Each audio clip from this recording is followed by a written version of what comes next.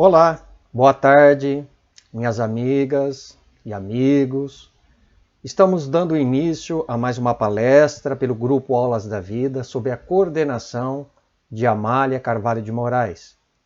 Sempre com uma transmissão pela Rádio SEAC, Centro Espírita Amor e Caridade de Bauru. Bem, pessoal, neste mês temos um motivo ainda maior e mais especial para falarmos da doutrina espírita. Isto porque homenageamos, no mês de abril, o surgimento do espiritismo no mundo. Portanto, na tarde de hoje, vamos trazer um pouquinho da história e da trajetória desta doutrina. Como ela surgiu e como aqui chegou em nosso país, no nosso Brasil. E também de importantes personagens que contribuíram para a sua emancipação. Antes, porém, convido a todos que elevemos os nossos pensamentos e corações a Jesus, rogando-lhe a sua proteção e inspiração.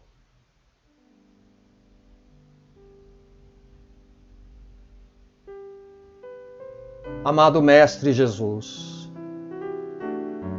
ajuda-nos a compreender e praticar melhor teus ensinamentos. Como aprendizes de sua amorosa doutrina, o Espiritismo é este farol que chegou para iluminar e nortear nossos caminhos no bem e na verdade. Se ainda demoramos nas sombras da ignorância, adormecidos ou indiferentes ao amor que liberta e ilumina, é porque somos ainda teus pequenos irmãos insolventes e imprevidentes, onde muitas das vezes a dor e o sofrimento têm sido este aguilhão a nos despertar aos mais sublimes e nobres sentimentos. Compassivo Jesus, que possamos em teu nome escolher com sabedoria e responsabilidade a boa semente da árvore bendita de seu santo Evangelho. Que assim seja.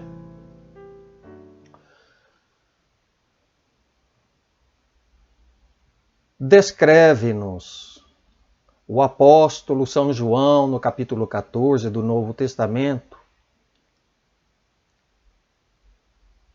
Se vós me amais, guardai os meus mandamentos, e eu pedirei a meu Pai, e ele vos enviará outro Consolador, a fim de que permaneça eternamente convosco. O Espírito de verdade, que o mundo não pode receber, porque não o vê e não o conhece. Pois bem, meus amigos, a citação pelo apóstolo claramente demonstra-nos que a história, a trajetória e o futuro do Espiritismo já estava programada e delineada em suas bases a partir de uma planificação espiritual.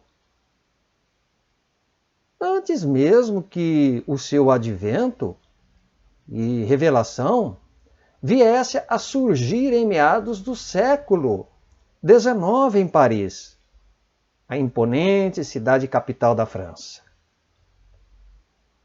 O caminho desta nova e consoladora doutrina era somente uma questão de tempo para chegar aos corações humanos.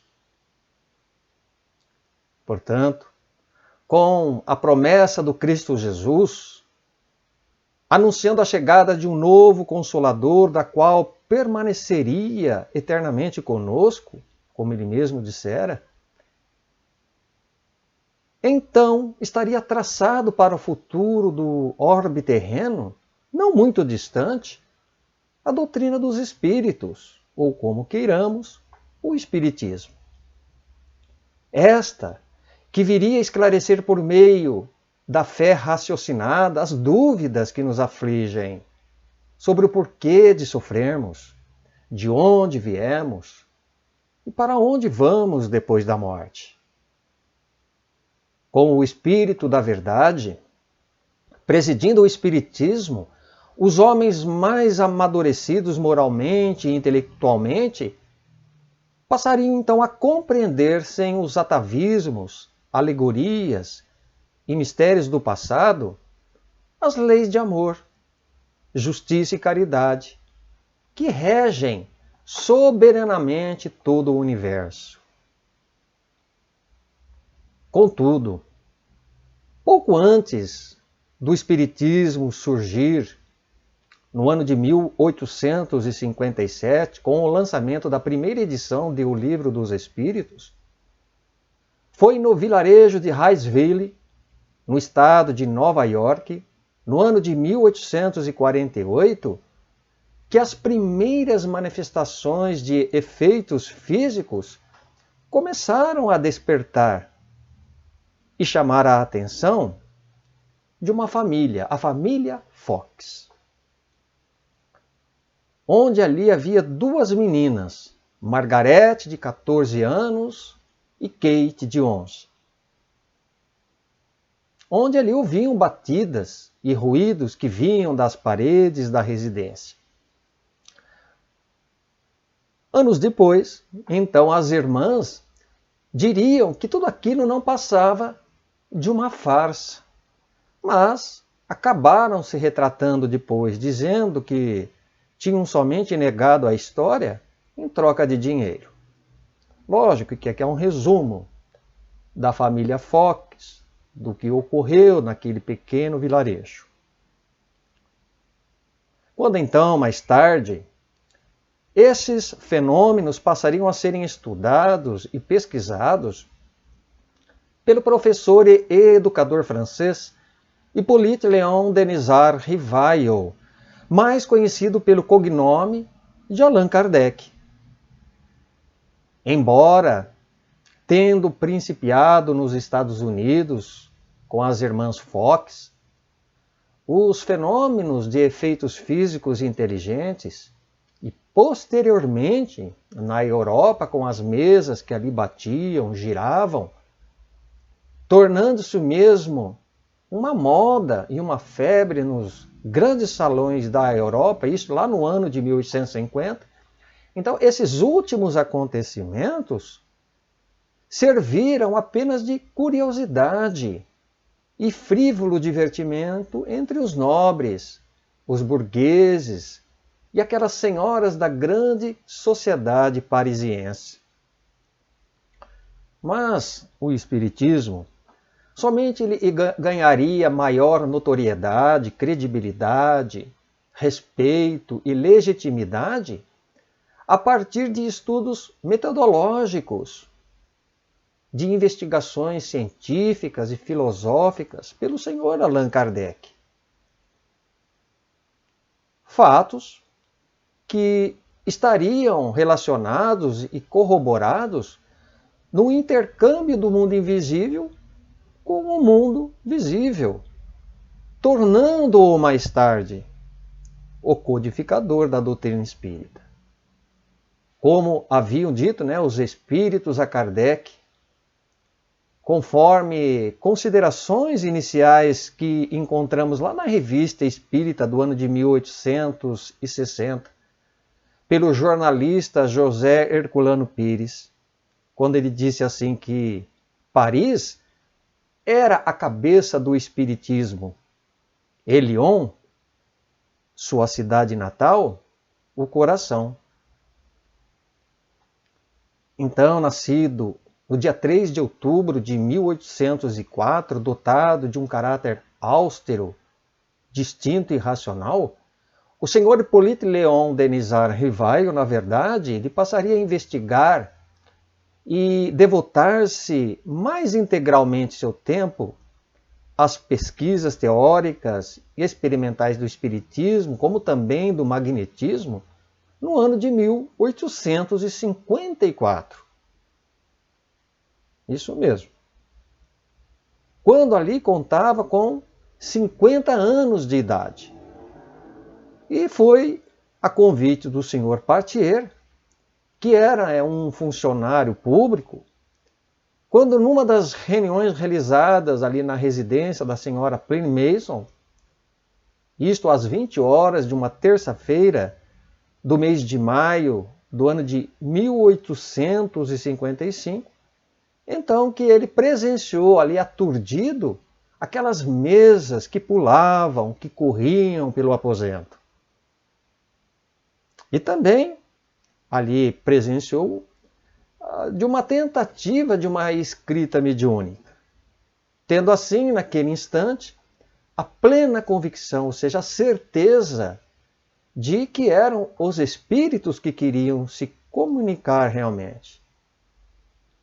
Pois até então, o senhor Rivaio, ele era um homem muito descrente, não acreditava muito ainda nos fenômenos, aliás, nem acreditava, pelos fatos que ali ocorriam.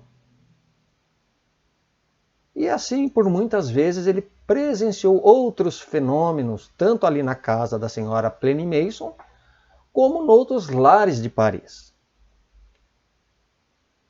E foi em 18 de abril de 1857 que acabou adotando o pseudônimo de Allan Kardec, que teve origem de encarnações anteriores, vindo a lume, ou seja, a luz, neste ano, o Espiritismo, onde duas jovens, irmãs adolescentes, Julie e Caroline Baldan,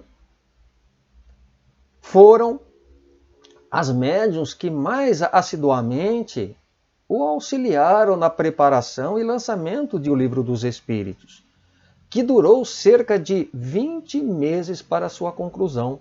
Então não foi uma coisa assim da noite para o dia.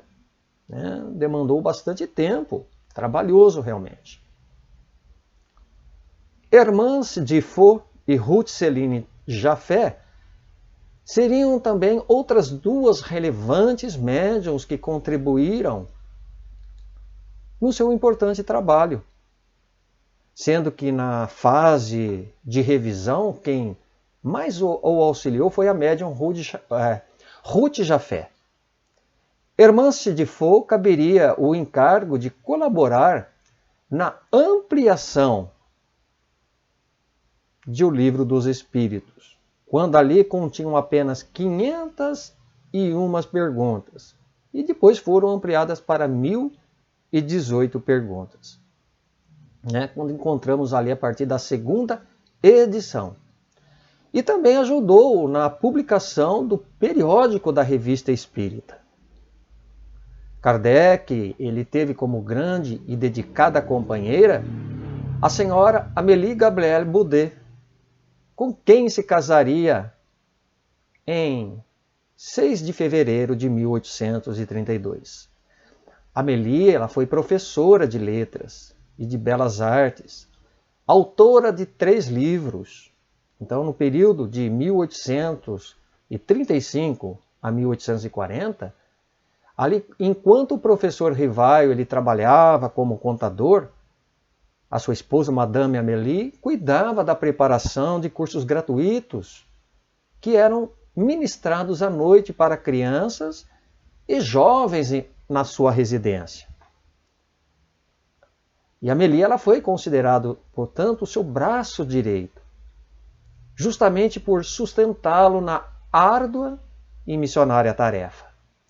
Vários foram outros personagens e médiuns contemporâneos de Allan Kardec que colaboraram na sua importante missão, como, por exemplo, o magnetizador Sr. Fortier, por quem o Sr. Rivaio ouviria falar pela primeira vez no ano de 1854 das mesas girantes. Então foi por ele.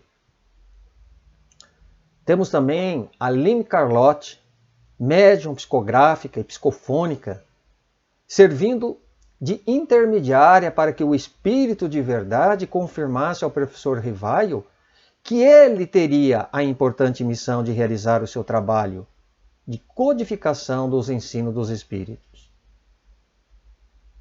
Temos também Mary Alexandrine Didelot, mãe do ilustre pesquisador espírita Gabriel Delane.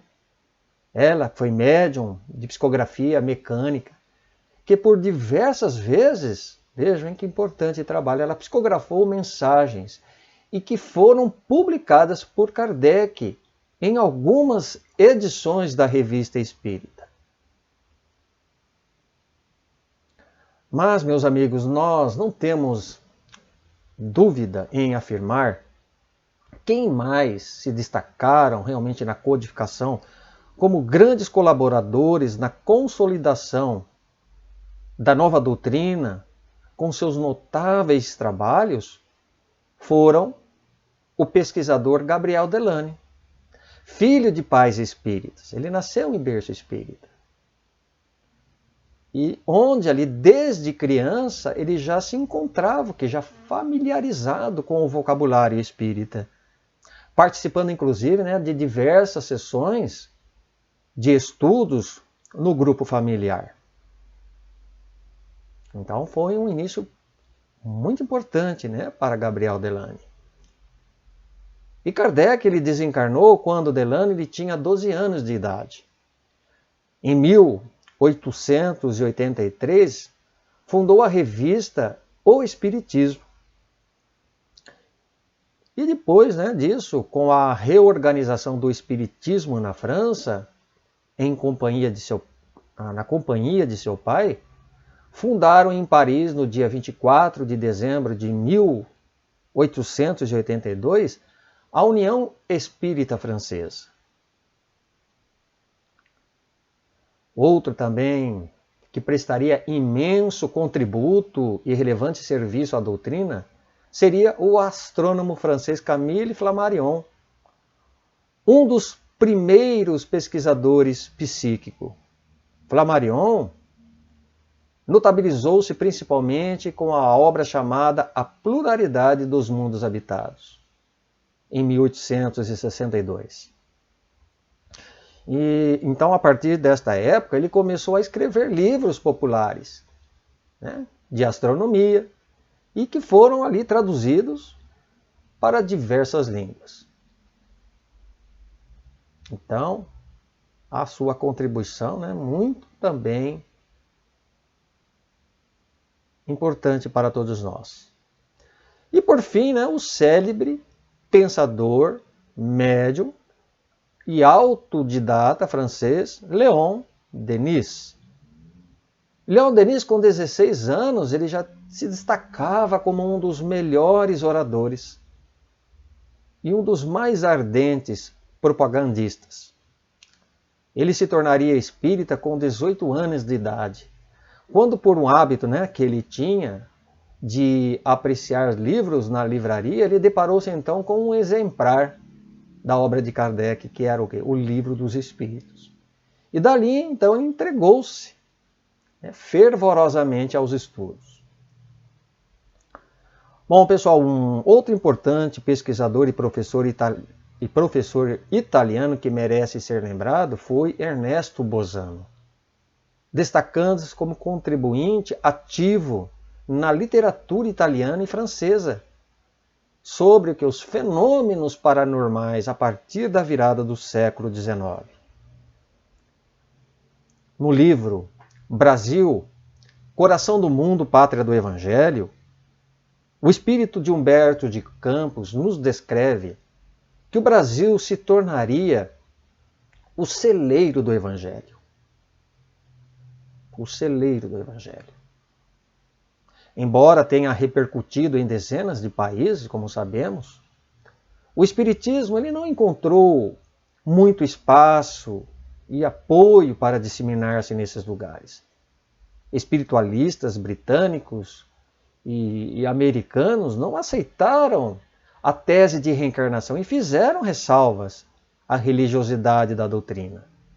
Em Portugal, Espanha e Itália, As ideias foram combatidas pela Igreja Católica e não puderam circular livremente. Então era difícil esta época.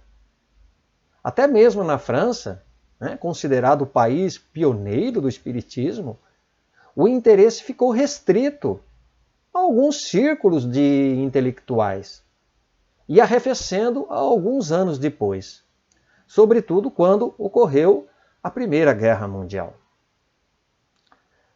E apesar, né, da França não conseguir aclimatar-se às mensagens esclarecedoras e libertadoras da nova revelação por Allan Kardec,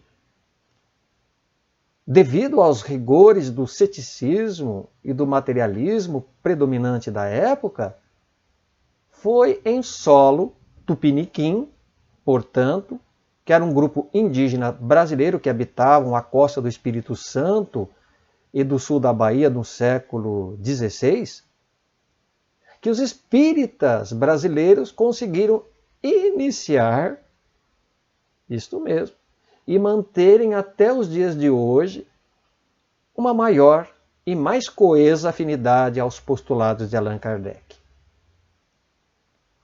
Isto porque já estava reservada ao Brasil a nobre tarefa de prosseguir no cumprimento das leis amoráveis e consoladoras de Jesus,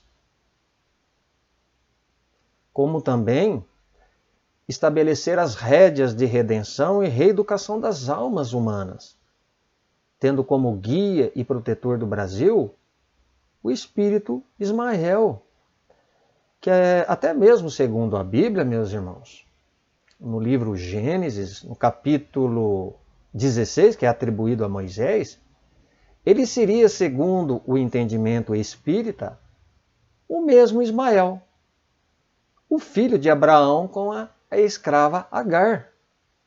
Lógico, né, que houve todo um processo, um período longo de evolução para que ele chegasse a se tornar um dos trabalhadores do Cristo. Não foi da noite para o dia, né?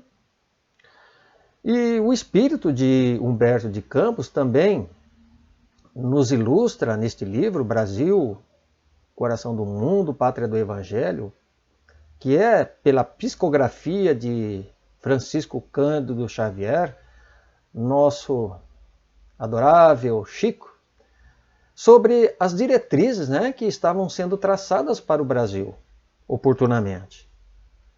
Onde seriam reimplantada a árvore da Boa Nova e pátria do Cruzeiro. Então, assim ele nos descreve, como podemos aqui ver no slide.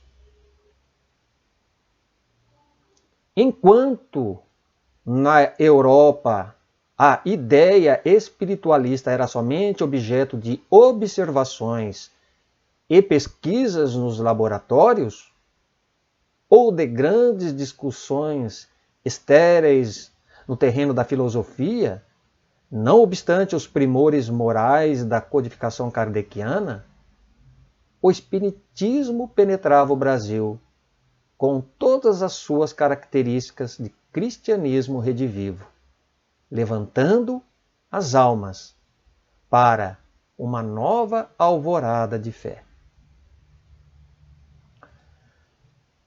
E não tardou, né, muito para que o espiritismo cruzasse o Atlântico, desbravando terras brasileiras.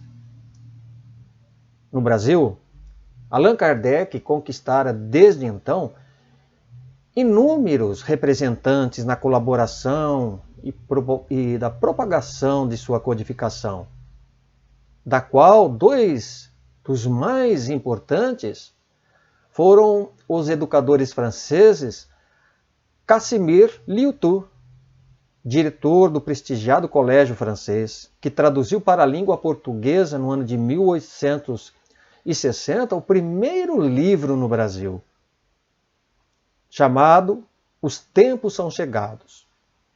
2 anos mais tarde, os textos de Kardec, já traduzidos, se encontravam nas livrarias. Olha que coisa boa, não é? Já se encontravam nas livrarias. E depois tivemos o jornalista brasileiro e espírita Luiz Olímpio Teles de Menezes, considerado um dos pioneiros do Espiritismo, que, em parceria com outros escritores, professores, militares, magistrados, fundaram em Salvador, na Bahia, o primeiro centro espírita do Brasil. O primeiro centro espírita do Brasil, lá em Salvador, chamado o Grupo Familiar do Espiritismo. Isso ocorreu, pessoal, no dia 17 de setembro do ano de 1865. Então, pela primeira vez nesse centro, realizaram uma sessão mediúnica em torno de uma mesa de madeira, iluminados ali por uma chama de um lampião. Nem luz elétrica, nem tinha, né? Com certeza. E seguindo as orientações propostas por Allan Kardec, o que eles faziam? Tentavam atrair para a reunião alguma alma desencarnada. Então era o princípio, né, da reunião mediúnica. Então, sem nenhum aviso prévio, a mão, né, de um dos médiuns começou a rabiscar um papel sob os olhares ali atentos dos presentes. Então, ao final da mensagem psicografada, anunciava um espírito com o nome Anjo de Deus. Ainda em Salvador, foi fundado em 1857 pelo jornalista Luiz Olímpio o Conservatório Dramático da Bahia. Este era, inclusive, um local onde a intelectualidade baiana debatia ideias espíritas, provocando grande impacto religioso. E a reação da igreja, né, ante ao espiritismo na Bahia não era muito fácil, não. Pegavam muito mesmo ali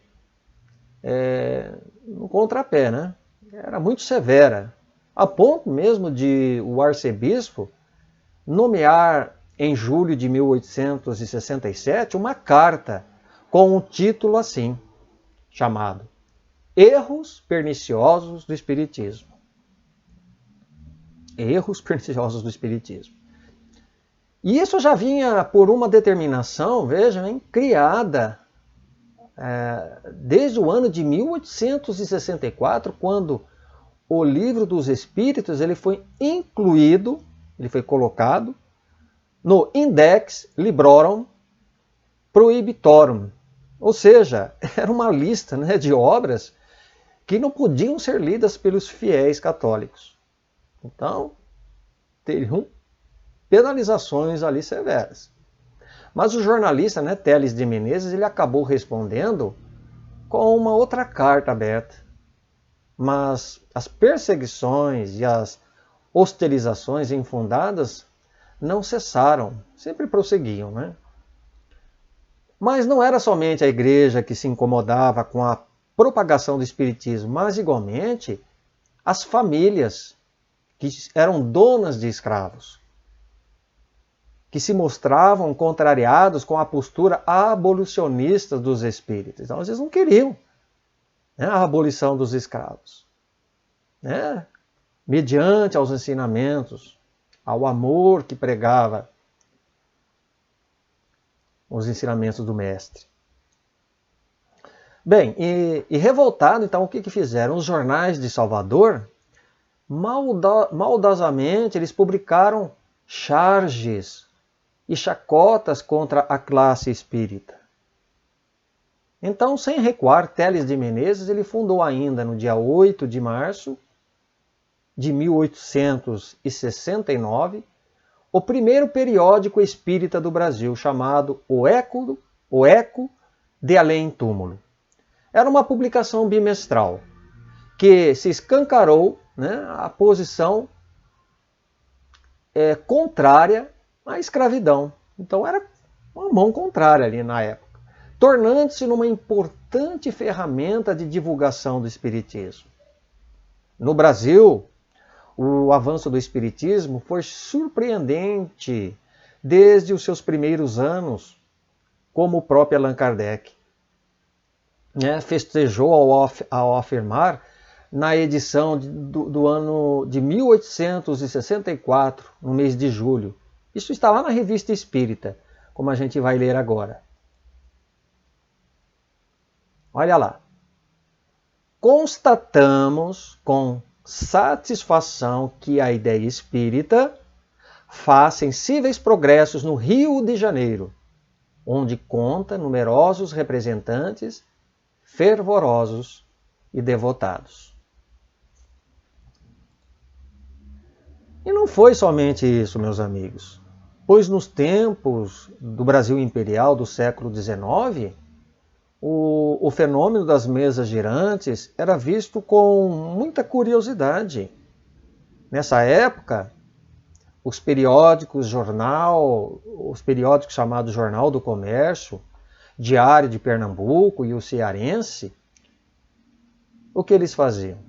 Noticiavam os acontecimentos que agitavam a grande sociedade parisiense. No Rio de Janeiro, na pequena redação do jornal Correio do Brasil, que era Correio do Brasil, né, traduzindo isso, tivemos ali o principal ponto de encontro de franceses exilados e opositores do regime de Napoleão III. Nós vemos, né? Então a elite carioca dos anos de 1850 tinha os olhos voltados para Paris. E quando a doutrina de Kardec veio a público, ela foi bem recebida por leitores do jornal impresso em francês e apreciado por prestigiados cidadãos da corte de Dom Pedro II.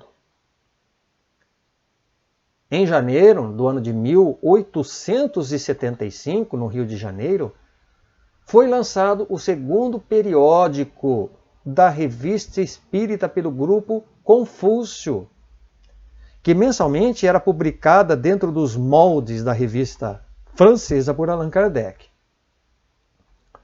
Então, no mesmo ano, o Jornal Espírita surgia no Rio Grande do Norte.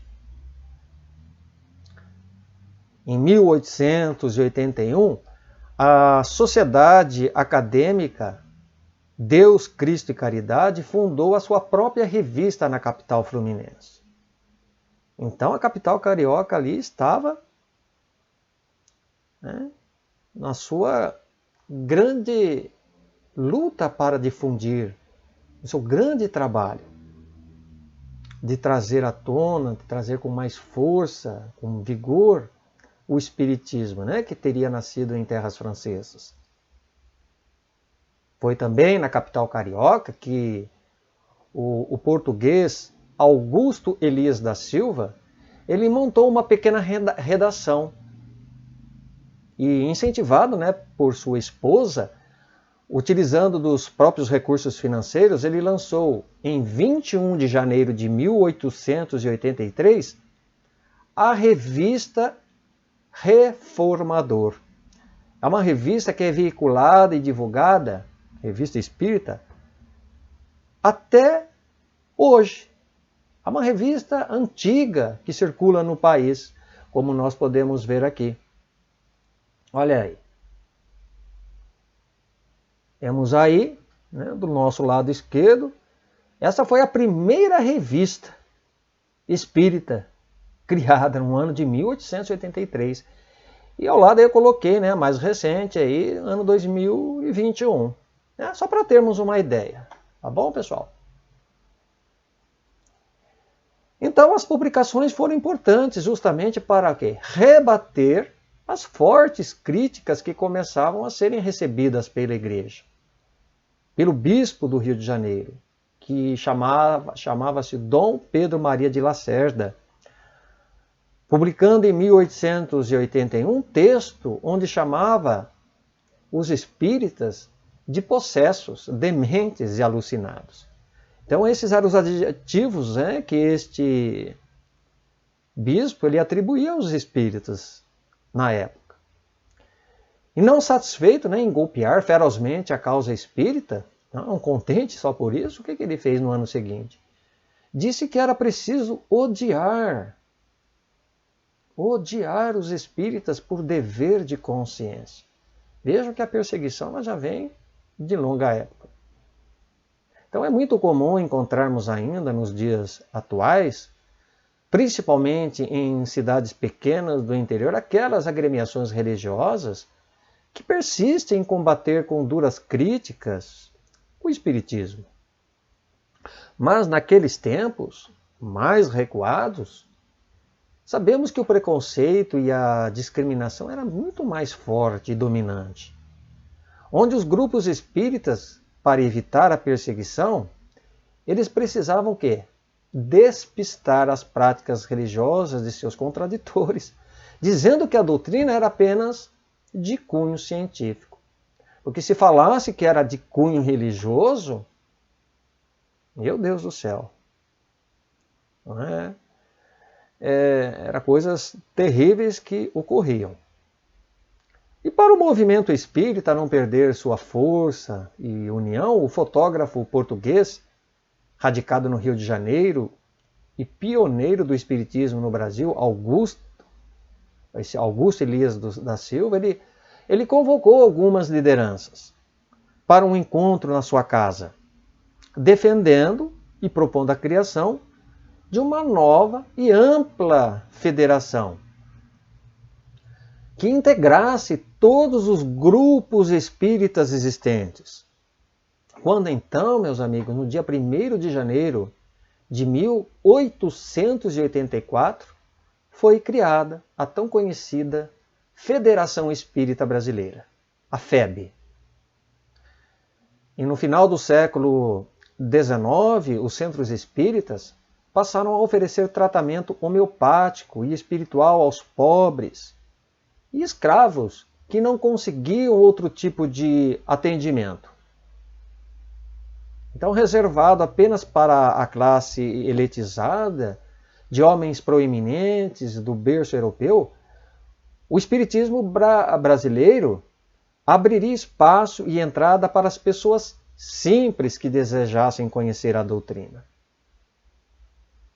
Muitos espíritas, no entanto, estavam mais interessados, naquele tempo, nos aspectos científicos de Kardec, dando maior ênfase em pesquisar o sobrenatural. Além disso, havia divergências, inclusive, sobre a validade de outros autores, como Jean-Baptiste Rustin, cuja obra continha trechos conflitantes com partes de O Livro dos Espíritos. Então, diante desse desagradável impasse que ocorreu, para então poder acalmar os ânimos mais exaltados e unir os espíritas num movimento mais coeso, caberia a responsabilidade por esta proeza o senhor Adolfo Bezerra de Menezes Cavalcante, mais conhecido como Bezerra de Menezes, chamado como o médico dos pobres e apóstolo do Brasil. Ele aderiu ao espiritismo em 1886, numa cerimônia pública quando ele participou, ali atraindo quase, pessoal, 2.000 pessoas. Era um público gigantesco. Então o médico de 30 anos de vida política atendia aos mais necessitados, sem nada cobrar pelos serviços. Em 1889, o que ele fez? Ele assumiu a presidência da Federação Espírita. Isso mesmo, ele foi presidente da FEB. Mas foram dias difíceis para Bezerra de Menezes.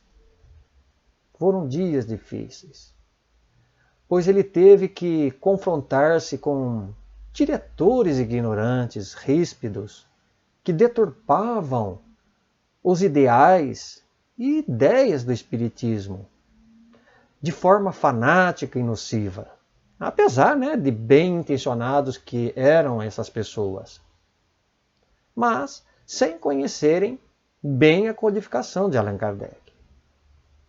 Então era difícil o confronto. Batalhador e estudioso profundo do espiritismo, ele publicou traduções e escreveu inúmeros textos e livros. Entretanto, a principal batalha de Bezerra de Menezes começou com o fim do Império, quando a religião católica era a oficial. E depois de passar para a República, isto no ano de 1889, o Brasil se tornaria um Estado laico. Bom, laico, apenas para informações, ele não faz parte do clero. Ele não aceita, nem tampouco recebe influência religiosa, né? O Estado laico. Então a destreza de Bezerra de Menezes dentro da política teve sua importante vitória. Quando ele enviou um ofício, em 1890, ao presidente da República ainda na época, chamado Deodoro da Fonseca, pedindo o fim das perseguições, em respeito aos direitos e liberdade dos espíritas. Ele então argumentou que não havia charlatanismo em centros espíritas, já que eles não tinham fins lucrativos. Então essa era a argumentação, né, de Bezerra. Por fim, o Código Penal ele não foi alterado, não foi. Mas o apelo de Bezerra teve um aspecto positivo, fez com que as perseguições começassem a rarear, esfriar, permitindo que médiuns e receitistas voltassem a trabalhar. Então já foi uma grande vitória, né? Que era tão difícil aqueles tempos. Este notável e dedicado médico que se doou por caridade aos mais pobres, que lutou pela causa espírita e humana na Terra, continua, pessoal. Continua trabalhando e nos ajudando no mundo espiritual, com seu desvelado amor e carinho. Depois disso, o Espiritismo não parou mais de crescer no Brasil. Uma ascendência maravilhosa. Até mesmo que, segundo o censo demográfico realizado em 2010, pelo Instituto Brasileiro de Geografia e Estatística, IBGE, haviam 3.800.000 de adeptos. 3.800.000 adeptos. E mais de 30 milhões de simpatizantes, de acordo com a Federação Espírita Brasileira. Tendo também mais de 14.000 entidades espíritas em funcionamento, entre hospitais, escolas e centros. Números que apontam de que o Espiritismo assentaria num país singular e fértil terreno para prosperar. Coisa importante para nós, né? A gente às vezes não imagina a grandeza, o trabalho profícuo, importante que o Espiritismo teve aqui para se solidificar, para plantar a sua árvore dentro do Brasil. Não foi fácil. Conforme o Conselho Espírita Internacional, o Espiritismo está representado em 36 países ao redor do mundo. E esses números, portanto, nos levam a uma questão de Allan Kardec, que está na sua obra, O Livro dos Espíritos. Vamos dar uma olhadinha, a questão de número 798. Kardec lhe perguntou assim: o Espiritismo se tornará uma crença popular ou ficará circunscrito a algumas pessoas? A resposta foi a seguinte que os espíritos deram. É um pouquinho longa, pessoal, mas é importante. Certamente se tornará uma crença popular e marcará uma nova era na história da humanidade, porque está na natureza. E é chegado o tempo em que deve tomar lugar entre os conhecimentos humanos. Entretanto, terá grandes lutas a sustentar, mas ainda contra o interesse que contra a convicção. Porque não é preciso dissimular que há pessoas interessadas em combatê-la, uns por amor próprio, outros por causas puramente materiais. Mas os contraditores, achando-se cada vez mais isolados, serão forçados a pensar como todo o mundo, sob pena de se tornarem ridículos. Então, tem que se unir, né? Senão ficarão para trás aí com as suas teses ainda sombrias e atrasadas. Bom, mas foi, pessoal, no limiar do século XX, que o Brasil e o mundo teria como o maior expoente do espiritismo aquele que colocaria acima das questões científicas como mais importante os ensinamentos do Cristo e a prática do amor e da caridade desinteressada aos mais necessitados. Nascia, portanto, no dia 2 de abril de 1910, na cidade de Pedro Leopoldo, estado de Minas Gerais, Francisco Cândido Xavier, o médium mais famoso e completo de todos os tempos. Chico, Xavier, como simplesmente era conhecido e chamado. Ele foi assim dotado de uma capacidade extrasensorial magnífica, extraordinária, como sabemos, onde ali versava inúmeras modalidades mediúnicas. Mas foi como médium, psicógrafo, que escrevia através dos espíritos, que maior destaque ganhou por suas inúmeras psicografias de livros, mensagens e cartas consoladoras, coroando desse modo o seu magnífico trabalho psicográfico antes e depois de sua desencarnação, com 532 obras de variados gêneros e subgêneros da literatura. Pois, segundo Geraldo Lemos Neto, que conviveu na intimidade do médium desde o ano de 1981, afirma que 62 delas foram publicadas após seu retorno ao plano espiritual. Então, são informações que a gente não sabe, Está aí, por este nosso irmão Geraldo Lemos, trazendo essas informações importantes. E Geraldinho, calcula, como ele é conhecido no meio espírita, que existam psicografias, acervos de instituições e pessoas físicas suficientes para editar outros 50 livros. Que coisa! E explica também que Chico Xavier, ele psicografava e entregava os escritos, mas ele não ficava com nenhum original. Então, o que ele escrevia, entregava. Então, foi 71 anos ininterruptos de atividade mediúnica. A vida de Chico sempre esteve pautada na simplicidade, na humildade e devoção ao próximo, demonstrando sincero e extremado desprendimento de bens materiais. Um homem como este, pessoal, pouco se verá novamente na Terra. Vai vir. Mas Chico foi um homem especial, com certeza. E ele nunca aceitando dinheiro ou gratificações das pessoas, que era da sua maneira de ser. E os direitos autorais de seus livros eram posteriormente revertidos para as instituições de caridade. Chico era frequentemente representado como o homem coração, doutras vezes um homem chamado amor. Considerado uma das personalidades mais aclamadas e admiradas no país, e ressaltado principalmente pelo seu forte altruísmo, Chico Xavier foi indicado no ano de 1981 e 1982 ao Prêmio Nobel da Paz.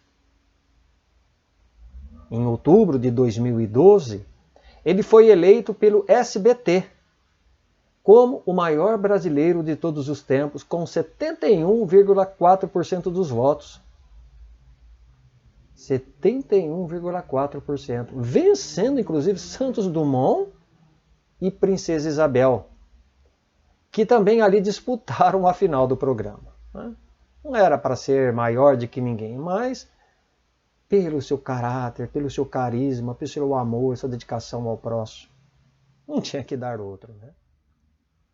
Então, muitas coisas, meus amigos, poderíamos dizer desse grande homem que notabilizou o século XX e o início do século XXI. Mas como ele mesmo se considerava, afirmando ser um cisco, um capim e a pulga do leão, possamos, a seu exemplo, trabalhar com amor na seara de Jesus. Com amor. Nos dedicando, servindo, como ele costumava dizer, sou apenas um simples carteiro de Deus. Não poderíamos deixar de citar também outros tantos que contribuíram fidedignamente no relevante trabalho para a continuação e consolidação dos ensinos da doutrina espírita, dentro do século XX e XXI. Então, destacam-se entre eles, não vamos fazer uma biografia porque não comportaria tempo. Para elencar aqui, trazemos como Ivone do Amaral Pereira, que escreveu obras magníficas como Memórias de um Suicida.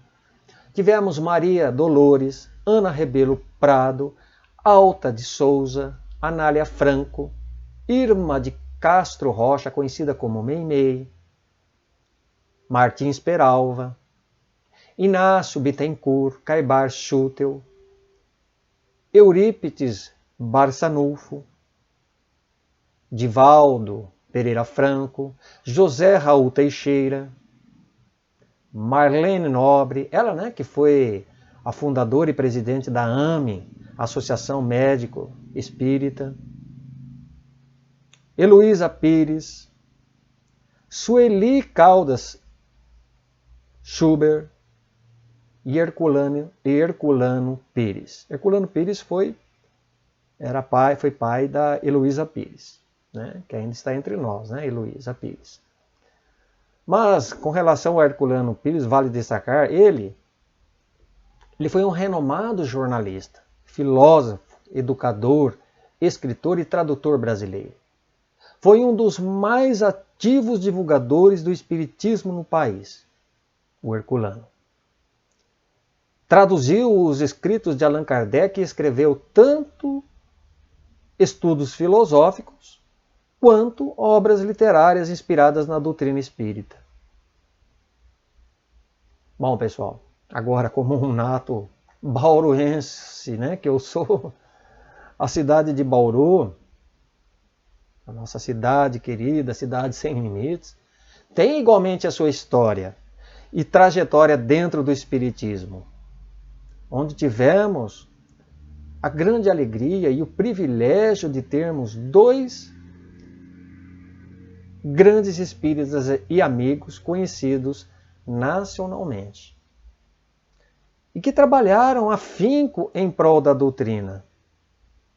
Um deles foi Richard Simonetti, orador e escritor espírita. Escreveu 65 livros e era integrante da Academia Bauruense de Letras. Além da atuação literária, Simonetti era reconhecido em Bauru por seu trabalho filantrópico. Realizou palestras nos Estados Unidos, na Austrália, Bélgica, Inglaterra, França, Itália, Suíça, Portugal e Itália. Seus livros foram também traduzidos nas mais diversas línguas, sendo comercializados até mesmo na Finlândia. Foi um dos criadores do SEAC, Centro Espírita Amor e Caridade, aqui de Bauru. Este, por onde estamos aqui, trazendo o tema de hoje. Coisa interessante que Richard ele desencarnou no mesmo dia do nascimento de Allan Kardec, 3 de outubro, no mesmo dia. O outro importante espírita que contribuiu enormemente para o espiritismo foi Hernani Guimarães Andrade. Hernani Guimarães Andrade. Um ilustre pesquisador científico que realizou árduo e profícuo trabalho no campo das pesquisas nas áreas de parapsicologia, psicobiofísica e transcomunicação instrumental. No dia 13 de dezembro de 1963, Hernani Guimarães, ele fundou o Instituto Brasileiro de Pesquisas Psicobiofísicas, onde ele procurou demonstrar cientificamente a existência da reencarnação, de fenômenos paranormais como a mediunidade e a obsessão espiritual. Então, pelo mês de abril, ser especialmente dedicado ao espiritismo, iremos encontrar neste período importantes acontecimentos e eventos que notabilizaram a história e a trajetória desta linda e sublime doutrina espírita. Então vamos lá. Tivemos, no dia 1º de abril de 1858, dois eventos simultâneos, que foram o nascimento do jornal A Caridade, na cidade de Ouro Preto, e a fundação da Sociedade Parisiense de Estudos Espíritas por Allan Kardec. E outros colaboradores em Paris, na França, considerando o primeiro centro espírita do mundo. Então, a Sociedade Parisiense de Estudos Espíritas, lá por Allan Kardec, foi o primeiro centro espírita do mundo. Pois tivemos o lançamento de um livro, de O Evangelho segundo o Espiritismo, no dia 15 de abril de 1864. Tendo, inclusive, sendo publicado inicialmente sob um outro nome, era um outro título, não era nem o Evangelho segundo o Espiritismo. Título esse que recebeu como Imitação do Evangelho. Isso foi no dia 22 de abril de 1872. Tivemos pela primeira vez a materialização do espírito Kate King, tendo como médium na época a jovem Florence Cook.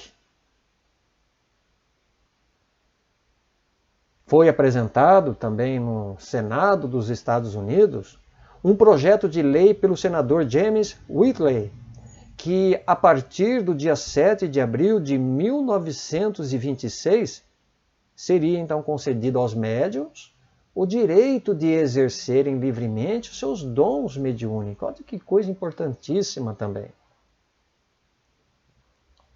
Um grande progresso, uma conquista importante para o espiritismo. No dia 4 de abril, veja que é tudo em abril, no dia 4 de abril de 1932, é publicado o primeiro número do jornal Mundo Espírita no Rio de Janeiro, sob a direção de Henrique Andrade, depois transferido posteriormente para a Federação Espírita do Paraná, no dia 18 de abril de 1957. Uma outra coisa muito importante, olha aqui, surge o primeiro selo espírita do mundo, como nós podemos aqui ver no slide. Esse primeiro selo espírita do mundo, ele foi feito comemorando no Brasil o centenário do aparecimento de O Livro dos Espíritos. Olha que coisa, hein? Muitas pessoas não sabem, mas está aí. Prosseguindo aqui. E, através do projeto pelo deputado Alberto Calvo, foi sancionado no dia 27 de dezembro de 1996, pelo Estado de São Paulo, Lei 9.471, artigo 1º, a institucionalização da comemoração do Dia dos Espíritas. Dia dos Espíritos. Temos um dia aí, pessoal. Isso a partir do dia 18 de abril de 1997. Então, conquistamos isso aí. Então, dia 18 de abril fica aí. Dia dos Espíritas. Então, a gente agradece ao deputado, né, que teve essa grande realização. Então, foram significativos acontecimentos como esses que marcaram o movimento e a difusão do Espiritismo dentro do mês de abril. Então, bendita seja a doutrina dos Espíritos, fonte de inesgotáveis tesouros de amor e sabedoria.